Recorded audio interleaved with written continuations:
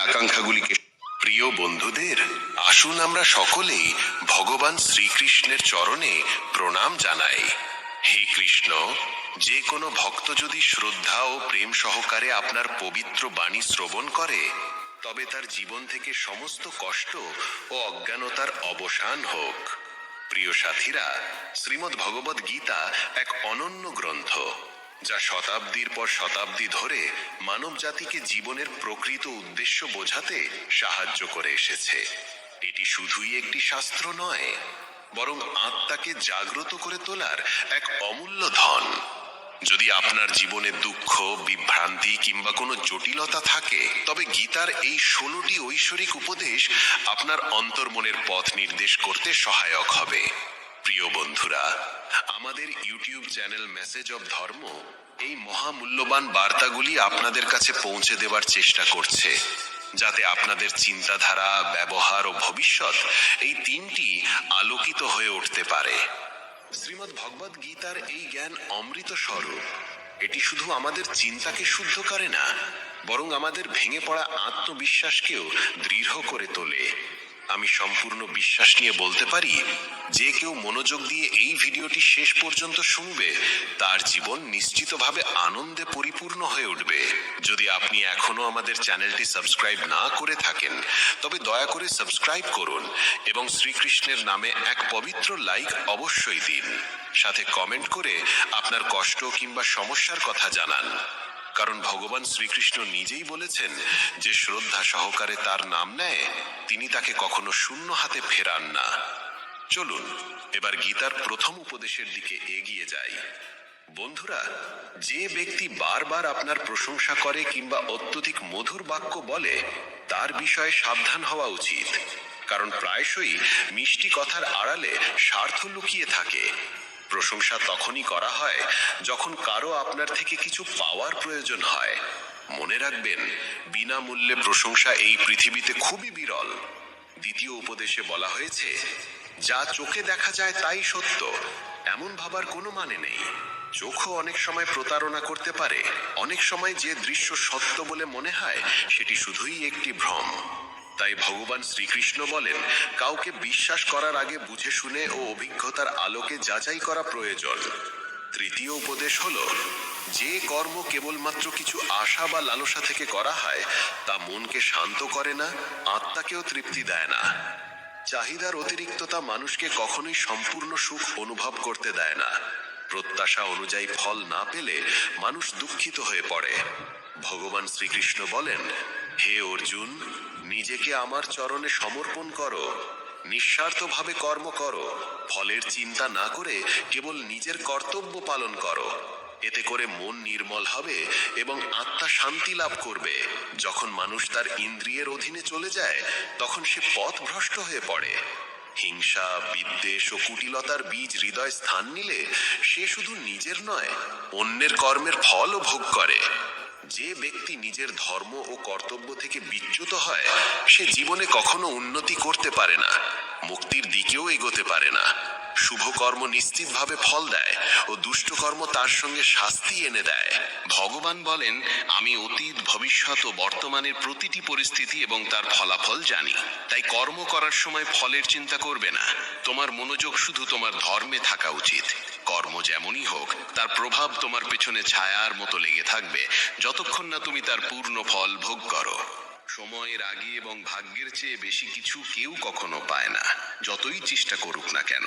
প্রতিটি মানুষ জীবনে বড় কিছু পাওয়ার আকাঙ্ক্ষা রাখে, কিন্তু পরম সত্য এই, যা কিছু হয় ঈশ্বরের নির্ধারিত সময়েই তা সম্ভব হয়। সাধারণ মানুষ সব সময় সেই মহাপুরুষদের থেকে অনুপ্রেরণা নিতে চায়, যাদের কীর্তি সারা পৃথিবীতে ছড়িয়ে পড়েছে। কিন্তু কেবল বাইরের অনুকরণ করলেই কেউ মহান হয়ে ওঠে না, যতক্ষণ না সেই মহান মানুষের আত্মশক্তি, ত্যাগ, শৃঙ্খলা ও ধৈর্যকে হৃদয়ে ধারণ করা যায়। পৃথিবী তোমাকে তেমনই দেখবে, যেমন দৃষ্টিভঙ্গি ও শক্তি নিয়ে তুমি নিজের পথে চলবে। তুমি যদি অন্যদের প্রতি ভালোবাসায়, সহানুভূতি ও সৎভাবে দৃষ্টিতে তাকাও, তাহলে অন্যরাও তোমার প্রতি তেমনই দৃষ্টিভঙ্গি পোষণ করবে। মানুষ যখন নিজের ভেতরের আকাঙ্ক্ষাগুলিকে সংযত করতে পারে না, তখনই সে অসৎ প্রবৃত্তির প্রতি আকৃষ্ট হয়ে পড়ে। খারাপ অভ্যাসের জন্ম হয় তখনই, যখন আমাদের ইন্দ্রিয় বৃন্দ আমাদের চেতনার উপর প্রাধান্য পায় এবং আত্মার কণ্ঠস্বর হারিয়ে যায়। বাহ্যিক সৌন্দর্যের মোহে পড়ে মানুষ নিজের আত্মিক উন্নয়নকে ভুলে যায়। ভগবান শ্রীকৃষ্ণ বলেন, যে ব্যক্তি নিজের ইন্দ্রিয়কে নিয়ন্ত্রণে রাখতে পারে সেই প্রকৃত যোগী। যেমন একটি ছোট প্রদীপ গভীর অন্ধকার দূর করে দিতে পারে, তেমনি জ্ঞানীর একটি ক্ষুদ্র আলোকরশ্মিও আমাদের অন্তরের অজ্ঞানতা দূর করতে পারে। যখন বিশ্বাস ও বিবেকের প্রদীপে মনো অন্ধকার দূর হয়, তখন জীবনের পথ নিজেই পরিষ্কার হয়ে যায়। যদি আপনি নিজের জীবনে ইতিবাচক চিন্তা ও আত্মবিশ্বাসের আলো জ্বালাতে পারেন, তবে অজ্ঞানতা ও ভয় আপনা আপনি বিলীন হয়ে যাবে। শ্রীমদ্ ভগবদ গীতার চতুর্থ উপদেশ এই যে অন্যকে নিজের শক্তির উৎস ভেবে নেবেন না। যারা বারবার অন্যের ওপর নির্ভর করে তারা ধীরে ধীরে আত্মবিশ্বাস হারিয়ে ফেলে এবং অন্তর থেকে দুর্বল হয়ে পড়ে। যতক্ষণ না অন্যের ওপর নির্ভরতা আপনার আত্মিক স্বাধীনতাকে আঘাত করছে, ততক্ষণ পর্যন্তই তা গ্রহণযোগ্য। যারা মনে মনে এই ভাবনায় স্বস্তি পায়, এই মানুষটা আছে, সে আমাকে রক্ষা করবে, সেই ব্যক্তিরাই সময় আসলে সবচেয়ে বেশি একাকী হয়ে যায়। যে নিজে জীবন সংগ্রামে জর্জরিত, সে কিভাবে আপনাকে সহায়তা করবে? ভগবান শ্রীকৃষ্ণ বলেন, সত্যিকারের সহায় সেই যে আপনাকে কখনো একা ফেলে না, আর সে একমাত্র আমি। আপনার বিশ্বাস যদি ঈশ্বরের সঙ্গে আবদ্ধ থাকে, তবে তা আপনাকে কখনো দুর্বল হতে দেবে না। যখন মানুষ আন্তরিক হৃদয়ে ঈশ্বরকে ডাকে, তখন ঈশ্বর কোনো না কোনো রূপে সাহায্য পাঠান। পৃথিবীকে নিজের সহায় ভেবো না, এই পৃথিবী নিজেই অসহায়। যাদের কাঁধে ভর দিতে চাও, তারা নিজেরাও কারো না কারো খোঁজে রয়েছে। গীতার পঞ্চম শিক্ষা এই, ক্রোধ এক আগুন যা প্রথমেই নিজের ঘর জ্বালিয়ে দেয়। একজন রাগী মানুষের না কোনো বন্ধু থাকে, না কোনো স্থায়ী সম্পর্ক। সবাই তার থেকে দূরে সরে যেতে চায়, কারণ রাগের ফলে কেবল আঘাতই পাওয়া যায়। যে ব্যক্তি নিজের ক্রোধকে নিয়ন্ত্রণ করতে পারে না, সে জীবনের কোনো পরিস্থিতিকেই ঠিকভাবে সামলাতে পারে না। রাগের মুহূর্তে বলা কথা ও করা কাজ চরম অনুশোচনার কারণ হয়ে দাঁড়ায়। প্রিয় বন্ধুরা, ভগবান শ্রীকৃষ্ণ বলেন, যে নিজের মনকে শান্ত রাখতে পারে সেই প্রকৃতভাবে জগতের বিজয়ী। শ্রীমদ্ ভগবদ গীতার ষষ্ঠ উপদেশ আমাদের এই শিক্ষাই দেয় যে ঈশ্বরে বিশ্বাস রাখো এবং জীবনের প্রতিটি পরিস্থিতিতে তাকে হৃদয় থেকে স্মরণ করো। যখন তুমি ভক্তি ভরে, শ্রদ্ধা ভরে তাকে স্মরণ করো, তখন তিনি অদৃশ্য রূপে তোমার রক্ষা করেন। ঈশ্বর তোমার কথা শোনেন কিনা এই প্রশ্ন তখনও পর্যন্ত থাকবে যতক্ষণ না তোমার মধ্যে শ্রদ্ধা পূর্ণতা লাভ করে। যিনি নিঃস্বার্থ প্রেম আর আত্মসমর্পণের সঙ্গে তাকে ডেকেছেন, ঈশ্বর তাকে কখনো নিরাশ করেননি। যদি তুমি কারোর উপকার করো, তাহলে সেটা কখনো নিজের অর্জন বলে মনে করো না। উপকারের গর্ব করলে সেই কর্ম নিষ্ফল হয়ে যায়, আর তার থেকে জন্ম নেওয়া পুণ্য ধুলায় মিশে যায়। প্রকৃত উপকারী তো ঈশ্বর নিজেই। আমরা সবাই তার হাতে গড়া কেবল পুতুল মাত্র। যদি কোনো ভালো কাজ করার সময় তোমার মনে অহংকার জেগে ওঠে, তবে জেনে রেখো সেই পুণ্য বৃথা চলে গেল। যদি তুমি রাগের বশে নিজেকে ঈশ্বরের চেয়েও বড় বিচারক ভাবতে শুরু করো, তাহলে বুঝে নিতে হবে তুমি তার সৃষ্টি করা কর্ম নিয়মে বিশ্বাস হারিয়ে ফেলেছ। মনকে সন্দেহ দিয়ে কলুষিত করো না, কারণ সন্দেহ এমন এক বীজ যা বড় হয়ে বিভ্রান্তি আর দুঃখের বিশাল বৃক্ষে পরিণত হয়। যদি কেউ তোমার সঙ্গে অন্যায় করে, তার বিচার সময় ও কর্ম নিজেরাই করবে। তুমি শুধু তোমার চিন্তা ও কাজকে পবিত্র রাখো। উপকারের থেকেও মহান হয় পরোপকার, যেখানে কোনো লাভের আশা থাকে না, কেবলমাত্র সেবার অনুভব থাকে। চিন্তা করো না, চিন্তন করো। সমাধান সবসময় চিন্তনের গভীরে লুকিয়ে থাকে। মনকে সংযত রাখো, না হলে এই মনই তোমাকে ধীরে ধীরে তোমার পতনের দিকে ঠেলে দেবে। অশান্ত মনই মানুষের সবচেয়ে বড় শত্রু, আর নিয়ন্ত্রিত মন হয় তার সবচেয়ে আপন বন্ধু। জ্ঞান মানে শুধুমাত্র তথ্য নয়, সত্যিকারের জ্ঞান অভিজ্ঞতা ও বিবেকের সঙ্গে পরিপূর্ণ হতে হয়। যেই জ্ঞান জীবনকে বদলে দেয়, সেটাই সত্য জ্ঞান। আর এই জ্ঞান যত বেশি বিলাবে, ততই বৃদ্ধি পাবে। কাউকে বারবার সাহায্য করো না যতক্ষণ না সে নিজে দাঁড়াতে শেখে, নচেৎ তুমি তাকে সক্ষম নয়, নির্ভরশীল করে তুলবে। যে ব্যক্তি ফলের আকাঙ্ক্ষা করে কাজ করে, সে কাজেই আটকে পড়ে এবং আত্মার সঙ্গে তার যোগ ক্ষীণ হতে শুরু করে। মহানতা কখনো জাতি, পদ বা ধনে নির্ভর করে না, বরং কেবলমাত্র কর্মের উপর নির্ভরশীল। তোমার দৃষ্টিভঙ্গি ঠিক করে এই পৃথিবী তোমার কাছে সুন্দর হবে না কুরূপ। এই জগৎ তোমাকে যেমন দেখা দেবে তা নির্ভর করে তুমি কিভাবে দেখছো তার উপর। আমার, তোমার, ছোট বড়, নিজের, পর, এসব সবই কেবল মনের কল্পনা। যদি তুমি মনের এই বিভেদ মুছে ফেলতে পারো তাহলে বুঝে নিও সবকিছুই তোমার এবং তুমিও সবার হয়ে যাও। যে ব্যক্তি ফলের বাসনা ত্যাগ করে কেবলমাত্র তার কর্মে মনোনিবেশ করে সেই প্রকৃত সুখ ও আত্মিক শান্তির আস্বাদ পায়। বন্ধুদের বলি, যতক্ষণ তুমি তোমার ইন্দ্রিয়গুলোকে নিয়ন্ত্রণে রাখতে পারো ততক্ষণ কোনো বিপদ বা কষ্ট তোমাকে অন্তর থেকে ভেঙে ফেলতে পারবে না। সেই ব্যক্তি সত্যিকারের শান্তি পায় যে আমি, আমার, আমাকেই করতে হবে এই অহংকারময় ভাবনা থেকে নিজেকে মুক্ত করে দেয়। যে ব্যক্তি কোনো বস্তু, স্থান, জীব কিংবা মানুষের প্রতি প্রয়োজনের অতিরিক্ত মোহ পোষণ করে সে একদিন সেই মোহের কারণেই ভয়াবহ যন্ত্রণার শিকার হয়। সেই মানুষ সত্যিকারের সুখী যে সীমিত সম্পদেও আনন্দ অনুভব করে এবং লোভ, লালসা ও প্রত্যাশার ঊর্ধ্বে থাকে। ভগবান শ্রীকৃষ্ণ বলেন, যে ব্যক্তি তার চঞ্চল মনকে বশে আনতে পেরেছে সেই ব্যক্তি প্রকৃত অর্থেই জীবনের আসল সম্পদ শান্তির যোগ্য হয়ে ওঠে। মন যদি অশান্ত হয় তবে সমস্ত দুঃখের মূল সেখানেই, আর যদি মন স্থির ও সুষম হয় তাহলে সেটাই আনন্দের উৎসে পরিণত হয়। বন্ধুগণ, ধৃতরাষ্ট্রের মতো উদাহরণ থেকে শিক্ষা গ্রহণ করো। সংসারের কোনো বস্তুতে অন্ধ মোহ শেষ পর্যন্ত ধ্বংসের দিকেই নিয়ে যায়, তা সে সিংহাসনই হোক না কেন। যখন তুমি কোনো বস্তু, ব্যক্তি বা পরিস্থিতির প্রতি অতিরিক্ত আসক্ত হয়ে পড়ো তখন সেই আসক্তি তোমার গোটা জীবনকে বিশৃঙ্খল ও যন্ত্রণাময় করে তুলতে পারে। ভগবান শ্রীকৃষ্ণ বলেন, আত্মিক শান্তি ও স্থিতি কেবলমাত্র আধ্যাত্মিক জ্ঞানের দ্বারাই লাভ করা যায়, পার্থিব সঞ্চয়ের মাধ্যমে নয়।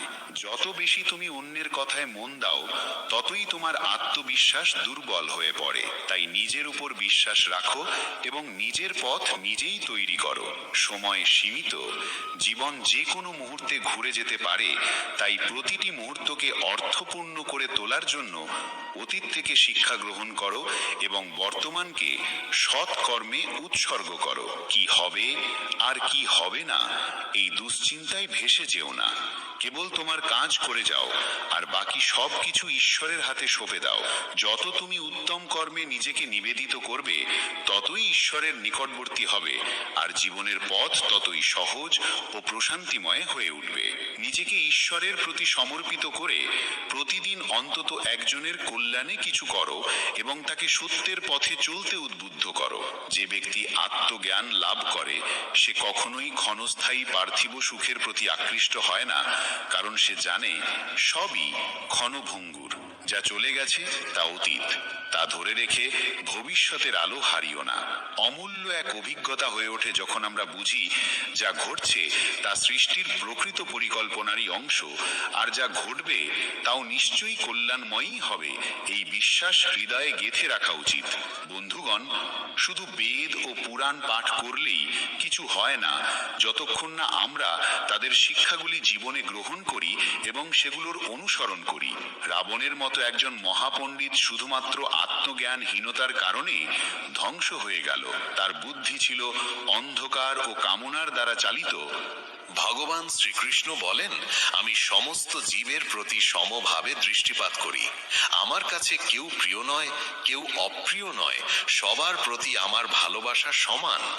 জ্ঞান তখনই মূল্যবান হয় যখন তা অন্যদের কাছে পৌঁছায়। যে জ্ঞান সমাজের উন্নতির পাথেও না হয় তা শুধু আত্মগর্বের বস্তু হয়ে থাকে। তুমি ভয় পাও কেন? অকারণে চিন্তা করো কেন? আত্মা তো না জন্মায় না মরে, এটাই জীবনের চিরন্তন সত্য। মানুষেরই কর্ম তাকে ঈশ্বরের নিকটবর্তী করে তোলে অথবা দূরে সরিয়ে দেয়। তাই সতর্ক থেকো এবং সদা সৎকর্মে রত থেকো। যখনই এই পৃথিবীতে অধর্ম, অন্যায় ও অন্ধকার গাঢ় হয়, তখন তখন আমি নিজে আবির্ভূত হই এবং ধর্মের পুনঃপ্রতিষ্ঠা করি। যে ধান লোক দেখানো নয়, বরং কর্তব্য বোধ থেকে সম্পন্ন হয়, সেটাই সাত্ত্বিক দান নামে পরিচিত, এবং সেটাই আত্মার উন্নতির প্রকৃত পথ। যে তার চঞ্চল মনকে আয়ত্তে আনতে পেরেছে, সে যেন নিজ ঈশ্বরকেই লাভ করেছে, কারণ তখন আর কোনো বাইরের প্রভাব তাকে বিচলিত করতে পারে না। এমন জ্ঞানী ব্যক্তিকে দুঃখের ক্লেশ স্পর্শ করে না, সুখে সে অহংকারে গর্বিত হয় না, শীত, গ্রীষ্ম কিংবা অপমান সম্মান তার চিত্তকে বিহব্বল করতে পারে না। সে যেন সমস্ত কিছুর ঊর্ধ্বে অপ্রভাবিত ও আত্মস্থ। যারা প্রকৃত জ্ঞানী, তারা এই সংসারের ক্ষণস্থায়িত্ব গভীরভাবে উপলব্ধি করেছেন, তাই তারা জন্মের চিন্তায় কাতর হন না, মৃত্যু ভয়েও বিচলিত হন না। তাদের মন স্থির ও আত্মায় নিমগ্ন থাকে। তারা জানেন আত্মা কখনো জন্মায় না, কখনো মরেও না, শুধু দেহের পরিবর্তন ঘটে। বন্ধুগণ, এই জীবন নামক রথকে সঠিক পথে চালিত করতে হলে আমাদের উচিত বিনা দ্বিধায় আমাদের কর্তব্যগুলি পালন করা। গৃহস্থ জীবনে থেকেও যদি কেউ সত্য, সেবা ও ত্যাগের পথে চলে, তবে তাকেও তপস্বী গণ্য করা হয়, যেমন এক বনবাসী ঋষিকে করা হয়। ধর্মের প্রকৃত রূপ লুকিয়ে আছে আমাদের কর্তব্য পালনের মধ্যেই, নিষ্ঠা, সমর্পণ ও সততার সঙ্গে। ভগবান শ্রীকৃষ্ণ বলেন, যতক্ষণ না মানুষ নিজের অন্তরের দুর্বলতাগুলো চিনতে পারে, ততক্ষণ সে বাহ্যিক জগতের চ্যালেঞ্জে পরাজিত হতেই থাকবে। গীতার দশম উপদেশ এই কঠোর সত্যের দিকেই ইঙ্গিত করে যে বর্তমান যুগে মানুষের সবচেয়ে বড় শত্রু সে নিজেই হয়ে উঠেছে। ব্যবসা হোক বা সম্পর্ক, অফিস হোক বা বাড়ির চৌহদ্দি, সব জায়গায় মানুষ মানুষকেই ঠকানোর, ফাঁসানোর ও অপদস্থ করার প্রতিযোগিতায় লিপ্ত। পরস্পরের প্রতি বাড়তে থাকা ঈর্ষা, বিদ্বেষ ও হিংসা মানবতাকে গভীরভাবে আঁকড়ে ধরেছে। আজকাল সর্বত্র অনৈতিকতার আধিপত্য ছড়িয়ে পড়েছে। চুরি, প্রতারণা, অপরাধ সব যেন সাধারণ ব্যাপার হয়ে উঠেছে। যতই কলিযুগ নিজের চূড়ান্ত পর্যায়ের দিকে অগ্রসর হচ্ছে, ততই শাস্ত্রে বর্ণিত ভবিষ্যৎবাণীগুলি সত্য প্রমাণিত হচ্ছে। এক সময় বলা হতো, একদিন মানুষ মানুষকে খেয়ে ফেলবে, এবং সেদিন আজ এসে গেছে। এখন মানুষ একে অপরের ব্যবসা কেড়ে নিচ্ছে, চাকরি ছিনিয়ে নিচ্ছে, এবং এমনকি একে অপরের সুখও হরণ করছে। যে দুঃখী তাকে আরো কষ্ট দেওয়া হয়, আর যে সুখী তাকে জ্বালিয়ে নিচে নামানোর ষড়যন্ত্র রচিত হয়। মুখে সবাই মানুষ, কিন্তু মনুষ্যত্ব কোথাও দেখা যায় না। একবার এক ধনী ব্যবসায়ীর রাজপ্রাসাদ সম বাড়ির বাইরে এক ক্লান্ত, ক্ষুধার্ত এবং তৃষ্ণার্ত ভিখারি এসে দাঁড়ায়। কেঁপে কেঁপে নম্র স্বরে সে বলে, শেঠজি, অনেক দূর থেকে হেঁটে এসেছি, গলা শুকিয়ে গেছে, একটু জল দিন না, না হলে প্রাণটা যাবে। শেঠজির উত্তর, এখন বাড়িতে কেউ নেই, চাকর এলে তখন জল নিয়ে যেও। কিছুক্ষণ পরে আবার ভিখারিটি মিনতি করে, শেঠজি, আমার অবস্থা খুব খারাপ, আশেপাশে কোনো ঘর ঘোরানাও নেই, অনুগ্রহ করে একটু জল দেন। শেঠজি আবার সেই এক উত্তর, বললাম তো লোক আসছে। তখন ভিখারির চোখে আর অসহায়তা ছিল না, ছিল জাগ্রত বোধ। সে শান্তভাবে বলে, আপনি নিজেই একটু সময়ের জন্য মানুষ হয়ে উঠতে পারেন না? বন্ধুগণ, এটাই তো আজকের যুগের সবচেয়ে বড় ট্র্যাজেডি। কেউই মানুষ হতে চায় না, সবাই শুধু অন্যদের কাছ থেকে মানবতা আশা করে, কিন্তু নিজে কিছু দিতে চায় না। তাই আজকের যুগকে স্বার্থপর যুগ বলা হয়, যেখানে সম্পর্ক, আচরণ, আত্মীয়তা সবই স্বার্থের ওপর দাঁড়িয়ে আছে। ভগবান শ্রীকৃষ্ণ বলেন, যে নিজেকে অন্যের প্রয়োজনীয়তা বানিয়ে তোলে, সেই নিজের দুঃখের কারণ হয়ে দাঁড়ায়। গীতার একাদশ উপদেশ হলো, জীবনে কখনো নিজেকে কারোর প্রয়োজনীয়তা বানিও না। যতক্ষণ তুমি আত্মনির্ভর, ততক্ষণ কেউ তোমাকে শোষণ করতে পারবে না। কিন্তু যেই মুহূর্তে তুমি কাউকে প্রয়োজনীয় মনে করতে শুরু করো, সেই মুহূর্ত থেকে সেই ব্যক্তি তোমার প্রভু হয়ে দাঁড়ায়। এবং এই প্রয়োজন শুধু টাকার বা বস্তুগত জিনিসের হয় না, সবচেয়ে বড় প্রয়োজন হয় মনের, আবেগের। যেদিন তোমার মন কারোর জন্য প্রয়োজনীয় হয়ে যায়, সেদিন থেকে তুমি তার মানসিক বন্দী হয়ে যাও। মনে রেখো, মা বাবা ছাড়া এই পৃথিবীতে কেউ সম্পূর্ণ নিঃস্বার্থ হয় না। বাকিরা যতক্ষণ তোমার থেকে কিছু পেতে পারে ততক্ষণই তোমার সঙ্গে থাকে। তাই জীবনে আত্মনির্ভরতা হলো সবচেয়ে বড় সম্পদ। গীতার দ্বাদশ উপদেশ আমাদের এই মহৎ শিক্ষা দেয় যে মানুষ ব্যর্থতার ভয়ে কখনো চেষ্টা করে না, সে জীবনে কখনো বড় সাফল্যের স্বাদ আস্বাদন করতে পারে না। ভয় পেয়ে যদি আমরা থেমে যাই, তবে আমাদের সমস্ত সম্ভাবনাগুলি সেখানেই শেষ হয়ে যায়। ক্রোধে বুদ্ধি বিভ্রান্ত হয়, বিভ্রান্ত বুদ্ধি সিদ্ধান্ত নিতে পারে না, এবং সিদ্ধান্তহীন ব্যক্তি ধীরে ধীরে পতনের পথে এগিয়ে যায়।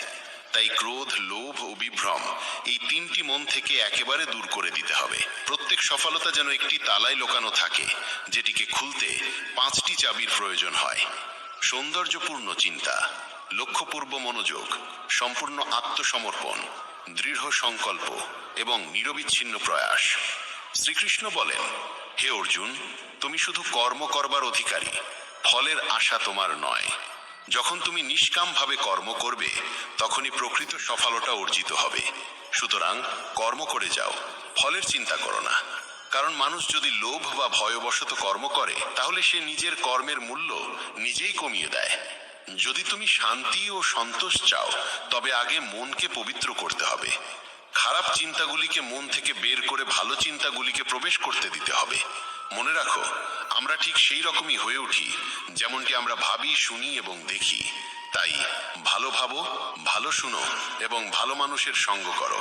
যে ব্যক্তি নিজের কাজকে নিজের সৌভাগ্য মনে করে, সে কখনো ফলের চিন্তা করে না, এবং এমন মানুষই তার কর্মফল প্রত্যাশার চেয়েও অনেক বেশি পেয়ে থাকে। তোমার স্বপ্নকে বাস্তব করতে গেলে প্রথমেই কল্পনার শক্তিকে জাগাতে হবে। তুমি যদি কল্পনা করতে পারো, তবে সেটিকে বাস্তবও করতে পারো। গীতার ত্রয়োদশ উপদেশ জানায় যে সম্পর্কে সীমারেখা ভেঙে যায়, সেখানে কেবল দুঃখ ও ধ্বংসই জন্ম নেয়। সম্পর্কের সম্মান ও মর্যাদা এই দুই সবচেয়ে গুরুত্বপূর্ণ স্তম্ভ। যখন কেউ সেই মর্যাদাকে লঙ্ঘন করে, তখন সম্পর্কটি ধীরে ধীরে ভাঙতে শুরু করে। সম্পর্ক তখনই পর্যন্ত টিকে থাকে যতদিন দুজন মানুষ পরস্পরের সীমার সম্মান রক্ষা করে চলে এবং একে অপরের মর্যাদাকে আঘাত না করে। শেষ পর্যন্ত যে সম্পর্কে সম্মান, সীমা ও সমঝোতা থাকে না, তার পরিণতি ধ্বংসই হয়। গীতার চতুর্দশ উপদেশ বলে, যখন কোনো সম্পর্কে সীমারেখা অতিক্রম করে ফেলা হয়, তখন ভালোবাসা, সম্মান ও বোঝাপড়ার স্থানটি ধীরে ধীরে বিলীন হয়ে যায় এবং সম্পর্কের ভিত্তি দুর্বল হয়ে পড়ে। কেউ বয়সে, পদে বা অভিজ্ঞতায় যত বড়ই হোক না কেন, যদি সেই সম্পর্কের মর্যাদা রক্ষা না করে, তবে সেই সম্পর্ক কখনো দীর্ঘস্থায়ী হতে পারে না। বন্ধুরা, সেই সম্পর্কগুলোই দীর্ঘদিন টিকে থাকে যেগুলিতে পরস্পরের প্রতি শ্রদ্ধা, বিশ্বাস ও সীমার গুরুত্ব থাকে। যে বন্ধনে একে অপরের সম্মানের কোনো যত্ন নেওয়া হয় না, সেই বন্ধন ধীরে ধীরে ভেঙেই যায়, তুমি যতই তা জোড়ার চেষ্টা করো না কেন। গীতার পঞ্চদশ উপদেশ আমাদের শেখায় যে এমন মানুষদের থেকে সতর্ক থাকা উচিত যারা সামনাসামনি তোমার মঙ্গলকামী হয়ে ওঠে, কিন্তু পেছনে থেকে তোমার ক্ষতি করার ছল চাতুরির পরিকল্পনা করে। শ্রীকৃষ্ণ বলেন, এরা সেই রকমের ঘোড়া মতো যেগুলি ওপর থেকে মধুর ও নির্মল মনে হয়, কিন্তু ভিতরে বিষে ভরা থাকে। তুমি হয়তো তাদের আপন ভেবে বুকে জড়িয়ে ধরো, কিন্তু তারা ভিতরে ভিতরে তোমার আত্মাকে বিষিয়ে ফেলে। এই ধরনের দ্বিচারী মানুষদের থেকে দূরত্ব বজায় রাখাই প্রজ্ঞার কাজ, কারণ তাদের সঙ্গে সর্বদা প্রতারণার আশঙ্কায় ভরা থাকে। গীতার ষোড়শ উপদেশ বলে, নিজের অনুভূতিগুলি সবার সামনে প্রকাশ করা সবসময় লাভজনক নয়। পৃথিবীতে অনেক মানুষ আছে যারা তোমার হাসির আলোকে সহ্য করতে পারে না, আর তোমার কান্নার জলে লবণ ছিটিয়ে দিতে তৈরি হয়ে বসে থাকে। প্রতিটি ব্যথা সবার সামনে বলো না, কারণ এখানে সবাই সহানুভূতির জন্য অপেক্ষা করে না, অনেকে শুধু তা উপভোগ করতে চায়। তোমার ক্ষত কেবল তাকেই দেখাও যে সেই ক্ষতকে বুঝতে সক্ষম। বাকি দুনিয়া তো কেবল বিনোদন খোঁজে। বন্ধুরা, তাই নিজের আনন্দ ও দুঃখের মূল্য বোঝো এবং কেবল তাদের সঙ্গেই ভাগ করে নাও যাদের মধ্যে রয়েছে প্রকৃত বোধ ও সহানুভূতির হৃদয়। গীতার সপ্তদশ উপদেশ ইঙ্গিত দেয় যে জীবনে কিছু নতুন ও শুভ সূচনা করতে হলে কখনো কখনো পুরনো, অপ্রয়োজনীয় ও প্রাণহীন অংশগুলিকে সম্পূর্ণভাবে মুছে ফেলতে হয়। যখন কুন্তী শ্রীকৃষ্ণকে জিজ্ঞাসা করেন কেন তিনি এত ভয়ঙ্কর যুদ্ধ ঘটালেন, তখন শ্রীকৃষ্ণ বলেন, যখন অন্যায় ও অধর্ম সীমা ছাড়িয়ে যায় তখন সেই যুগের অবসান অনিবার্য হয়ে ওঠে, যাতে সত্য ও ধর্মের জন্য একটি নতুন যুগের সূচনা করা যায়। যেমন পুরনো ও জরাজীর্ণ ভবন ভেঙে নতুন প্রাসাদ গড়া হয়, তেমনি জীবনে পুরনো কষ্ট ও নেতিবাচকতা পুরোপুরি সরিয়ে রেখে নতুন সূচনা করতেই হয়। গীতার অষ্টাদশ উপদেশ এই বাস্তবতাকে তুলে ধরে যে যখনই তুমি নিজেকে একা অনুভব করো তখনই সত্যটি মনে রেখো যে তুমি একা এসেছিলে এবং একাই যাবে। জীবনের এই যাত্রায় যারা তোমার সঙ্গ দেয় তারা একসময় তোমার সঙ্গ ত্যাগ করে, এমনকি তারাও যারা তোমায় জন্ম দিয়েছে। তাই অন্যদের থেকে কিছু আশা করা বন্ধ করো। যদি কেউ তোমায় ছেড়ে চলে যায় তবে ভেঙে পড়ার কিছু নেই, কারণ শ্রীকৃষ্ণ বলেন, যেই আমাকে মানে বা না মানে আমি প্রতিটি আত্মার সঙ্গে সর্বদা বিরাজমান। যখন গোটা দুনিয়া তোমার সঙ্গে না থাকে তখন এইটুকু জেনে রেখো, পরমাত্মা তোমার অন্তরেই সদা উপস্থিত আছেন। গীতার ঊনবিংশ উপদেশ আমাদের সাবধান করে দেয় যে কখনো কোনো সম্পদ, পদমর্যাদা বা শক্তির অহংকার করা উচিত নয়। দুঃশাসনের মতো যারা নিজের যোদ্ধাদের শক্তির গর্ব করে তাদের শেষ পরিণতিও অবধারিতভাবে ধ্বংসে হয়। পরাজয় ও বিনাশ ডেকে আনে সেই ধন ও শক্তির অহংকার যা মানুষের দৃষ্টিশক্তিকে আচ্ছন্ন করে ফেলে, তার দূরদৃষ্টি লোপ পায়। অহংকারী নিমগ্ন মানুষ সর্বদা অন্যকে তুচ্ছ প্রমাণ করার চেষ্টা করে, কিন্তু একদিন সেই অহংকারী তার পতনের কারণ হয়ে দাঁড়ায়। তাই জীবনে যতই উচ্চতা লাভ করো না কেন, নিজের স্বভাবের মাঝে বিনয় বজায় রাখো। গীতার বিংশ ও অন্তিম উপদেশ আমাদের শেখায় যে মৃত্যু এমন একটি চিরন্তন সত্য যাকে কিছু সময়ের জন্য থামিয়ে রাখা যেতে পারে, কিন্তু অস্বীকার করা যায় না। এই জীবন এক অস্থায়ী ভাড়াটে ঘর মাত্র, আর আত্মা চিরন্তন, অবিনাশী ও অমর। যে জন্মেছে তার মৃত্যু নিশ্চিত, আর যা শেষ হয় তার পুনর্জন্ম অনিবার্য। অতএব মৃত্যু ভয় বা তার শোক সম্পূর্ণ অনর্থক। সত্যকে গ্রহণ করাই প্রকৃত প্রজ্ঞা, আর মিথ্যে আশার মোহে জীবন যাপন এক বিরাট ভুল। যে ব্যক্তি সত্য জানার পরও তাকে অস্বীকার করে সে নিজেকেই প্রতারিত করে। এই কারণে শ্রীকৃষ্ণ অর্জুনকে বলেন, জীবনের এই অটল সত্যকে আত্মস্থ করা মানেই আত্মজ্ঞান লাভ করা।